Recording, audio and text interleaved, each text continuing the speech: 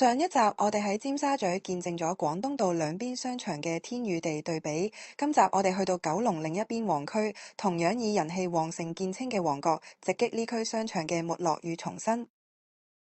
我哋首先嚟到曾經係潮人聖地嘅潮流特區，呢個商場可以話係旺角吉鋪情況嘅重災區，場內非常之冷清，大量鋪位空置，以往擺滿最新潮服、波鞋同玩具嘅景象，已經被一塊又一塊嘅招租廣告取代，都令人唏噓。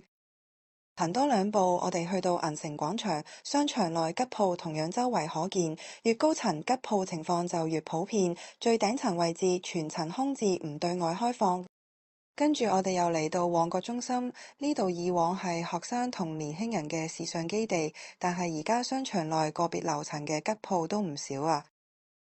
而同樣面對挑戰嘅，仲有旺角電腦中心，場內人流大不如前，唔少鋪位同樣都吉咗出嚟。不過我哋都發現一個成功轉型嘅例子，就係星際城市。呢個商場以前主要係售賣傳統相機同器材，但隨住市場轉變，佢哋成功捉到新趨勢，轉型成為即影即有相機同菲林相機嘅集中地，所以都受到唔少年輕人追捧啦。下集我哋將訪問幾組遊客，聽下佢哋對星際城市嘅睇法啦。